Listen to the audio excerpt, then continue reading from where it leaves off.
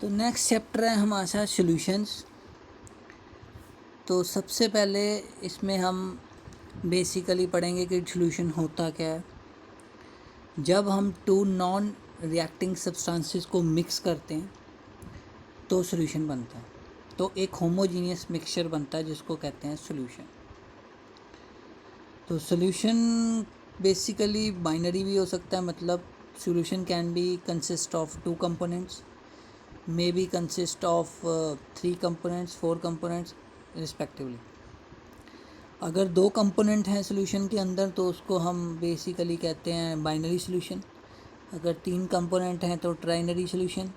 अगर 4 कंपोनेंट हैं तो quaternary solution, so on. Binary solution हमारे सिलेबस में है। बाइनरी सॉल्यूशन में 2 कंपोनेंट होते हैं, एक होता है सॉल्यूट और एक होता है सॉल्वेंट।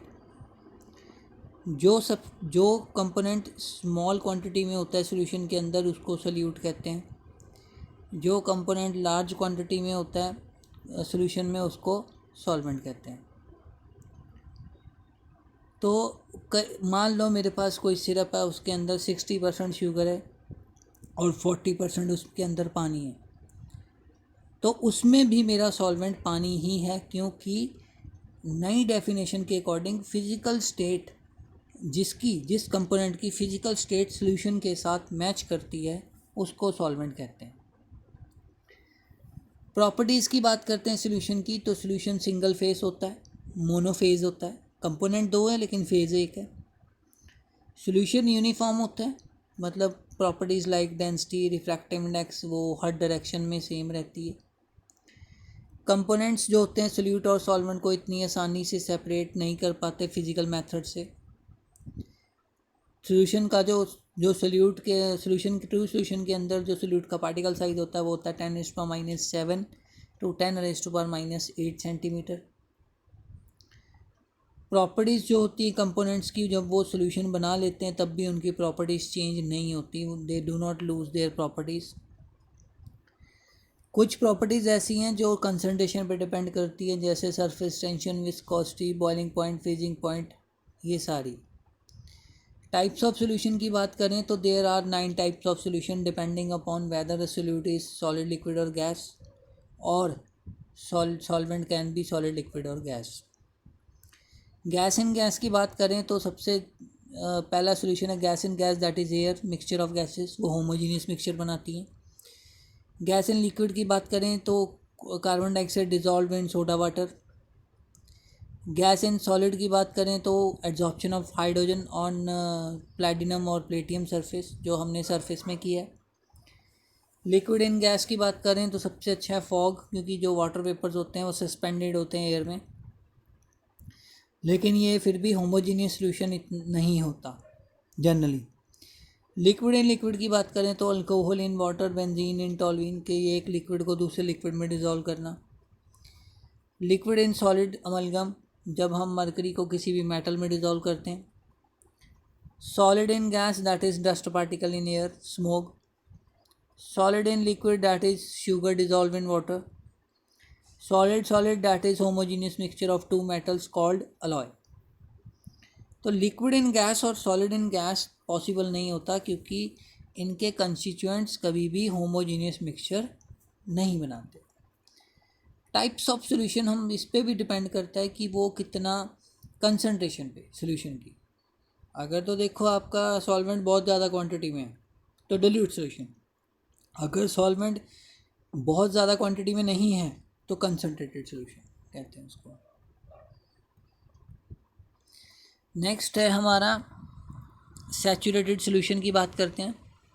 सैचुरेटेड सॉल्यूशन होता है कि maximum amount of solute that can be dissolve in 100 gram of solvent. एक पर्टिकुलर टेम्परेचर पे हम 100 ग्राम सॉल्वेंट में कितना सॉल्यूट डिजॉल्व कर सकते हैं, दैट इज़ कॉल्ड सॉल्युबिलिटी। और solution in which no more solute can be dissolve is saturated. इससे ज़्यादा सॉल्यूट अब डाल ही नहीं सकता, जितना घुलना था घुल गया, that is saturated solution. Super saturated solution भी होता है, जिसमें सॉल्यूट बहुत ज़्यादा होता है सॉल्वेंट से भी एक पर्टिकुलर टेम्परेचर पे, बट लेकिन वो सॉल्यूशन ज़्यादा स्टेबल नहीं होता। इसी तरह हमारे पास कुछ मेथड्स हैं to express the concentration of solution. सबसे पहला है percentage weight by weight. Weight of solute over weight of solution, कि कितने ग्राम सोल्यूट लिया और कितने ग्राम सोल्यूशन में मैंने उसको डिज़ोल्व किया। वो टेम्परेचर के साथ चेंज नहीं होता क्योंकि मास आ रहा है। मास कभी भी टेम्परेचर से चेंज नहीं होता, लेकिन वॉल्यूम टेम्परेचर से चेंज हो जाता है।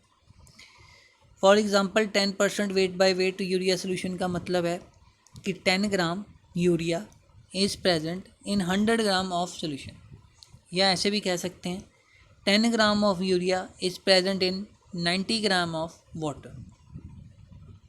इसी तरह percentage weight by volume, wait of solute over volume of solution in ml into 100, कि 100 ml में कितना सोल्यूट डिज़ोल्व कर रखा है। ये भी टेम्परेचर से चेंज हो जाएगा क्योंकि वॉल्यूम आ रहा है सोल्यूशन का, तो वो टेम्परेचर से चेंज हो जाता है। फॉर एग्जांपल है 10% weight by volume urea solution का मतलब है कि 10 gram urea is present in 100 ml of solution और 10 gram urea is present in 90 ml of water. अगर मैं डिल्यूट सोल्यूशन की बात करूं तो जो बेसिकली अमाउंट ऑफ सोल्यूट है वो सॉल्वेंट के मुकाबले बहुत कम है, उस केस में मैं वॉल्यूम ऑफ सोल्यूशन को वॉल्यूम ऑफ सॉल्वेंट के बराबर ले सकता हूँ। अगर बहुत ज़्यादा डिल्यूट है, मतलब the volume of solvent is very very greater than the volume of solute, then solute को निगलेक्ट कर सकते हैं। इसी तरह मेरे पास आता है परसेंटेज वॉल्यूम बाय वॉल्यूम, तो volume of solute over volume of solution into 100। उसका मतलब है कि 100 ml में कितना सोल्यूट डिज़ोल्व कर रखा है।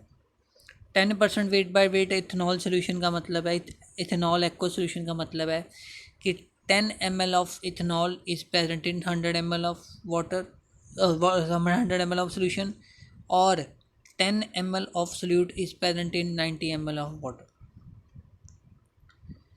नेक्स्ट है ppm पार्ट्स पर million, that is wait by wait. वो होता है wait of solute over weight of solution in 1 million, मतलब 10⁻⁶ इंटू 100 नहीं, इंटू 10⁻⁶। 1 मिलियन में कितने पार्ट्स हैं। तो पार्ट्स पर मिलियन भी बच्चों वेट बाय वेट भी हो सकता है, वेट बाय वॉल्यूम भी हो सकता है, मोल्स बाय मोल्स भी हो सकता है। तो mass of moles of solute over moles of solution into 10⁻⁶, कि कितने मोल्स हैं उसके 1 मिलियन में, कि कितना वेट है उसका 1 मिलियन वॉल्यूम में। ठीक है। नेक्स्ट है हमारी कंसंट्रेशन एक्सप्रेस करने के लिए स्ट्रेंथ। स्ट्रेंथ क्या होता है? Strength basically number of grams of solute present in 1 litre solution में कितना है, तो मतलब ग्राम पर लीटर में जो भी आता है वो स्ट्रेंथ होती है। जैसे मान लो मेरे पास 10% वेट बाय वॉल्यूम है सुक्रो सोल्यूशन, तो उसका मतलब है कि 10 ग्राम सोल्यूट मैंने डिज़ोल्व कर रखा है 100 ml में। तो 100 ml में अगर 10 ग्राम है तो 1000 ml में कितना हुआ? 100 ग्राम। तो कंसनट्रेशन मेरी कितनी आई? ऊपर दिया हुआ है 100 gram per litre. This is my strength of solution.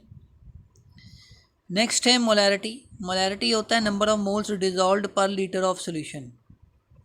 Number of moles होते हैं, मेरे फॉर्मूले में दिया है weight over molar mass into 1000 करना पड़ेगा अगर आप अपॉन वॉल्यूम इन ml लेते हो। अगर लीटर में है तो 1000 से मल्टीप्लाई करने की ज़रूरत नहीं है। इसी तरह मुझे number of moles of solute निकालने हैं, that is molarity into volume in litre. अगर मुझे नंबर ऑफ मिली मोल्स निकालने हैं तो मोलैरिटी इनटू वॉल्यूम इन ml। नेक्स्ट है, मान लो मेरे पास 2 सोल्यूशन है, एक सोल्यूशन की कंसनट्रेशन मोलैरिटी है m1, वॉल्यूम है v1। दूसरे सोल्यूशन की मोलैरिटी है m1 और वॉल्यूम है v2। तो कंसनट्रेशन कैसे निकालेंगे? ओवरऑल मोलैरिटी आएगी m1 v1 plus m2 v2 by v1 plus v2। आप ऐसे भी कह सकते हो कि total moles divided by total volume. Molarity temperature से चेंज हो जाएगी क्योंकि वॉल्यूम ऑफ सोल्यूशन आ रहा है इसमें, और वॉल्यूम हमेशा टेम्परेचर से चेंज होता है। नेक्स्ट है gram moles, molarity of solution into volume of solution in litre. Milli moles, molarity of solution into volume of solution in ml। Gram mole होते हैं मेरे 1000 मिली मोल्स, को हम ग्राम मोल कहते हैं। इसी तरह मान लो आपको वॉल्यूम ऑफ सोल्यूशन गिवन नहीं है लेकिन डेंसिटी और वेट ऑफ सोल्यूशन गिवन है, तो आप वॉल्यूम ऑफ सोल्यूशन की जगह वेट ऑफ सोल्यूशन और डेंसिटी ऑफ सॉल्यूशन की टर्म्स में पुट कर सकते हो, तो आपके पास फॉर्मूला उसी में आ जाएगा, मोलैरिटी उसी में आ जाएगी। नेक्स्ट है डी। मान लो आपको डेंसिटी दी है, density D is the density of solution, और उसमें x% ऑफ सोल्यूट दे रखा है बाय मास। तो सबसे पहले मैं क्या करूँगा, मास ऑफ सोल्यूशन निकाल लूँगा। मास ऑफ सोल्यूशन क्या होता है 1 लीटर में, 1000 इंटू डी। 1000 मतलब वॉल्यूम, 1 लीटर मतलब 1000 ml into D gram. Mass of solute क्या हो जाएगा फिर 1 लीटर में, x/100, क्योंकि टोटल सोल्यूशन में से कितने % सोल्यूट है, x%, तो x/100 into total mass of solution 1000 into D. तो मेरे पास मोलैरिटी आ जाएगी x into D into 10/mb, मतलब मोलर मास ऑफ सोल्यूट। इसी तरह मान लो मुझे मोलैरिटी निकालनी है after dilution m1v1 is equal to m2v2, कि अगर मेरे पास एक सोल्यूशन दिया, मैंने उसको मान लो पानी डाल दिया, तो अब उसकी कंसनट्रेशन कितनी होगी वो कैलकुलेट कर सकते हैं। नेक्स्ट है relationship between molarity and molarity. तो यहाँ पर बड़ा m है जो वो छोटा m है, basically molarity 1/m is equal to density of solution by molarity बड़ा m minus molar mass of solute by 1000। तो this is relationship between molarity and molarity.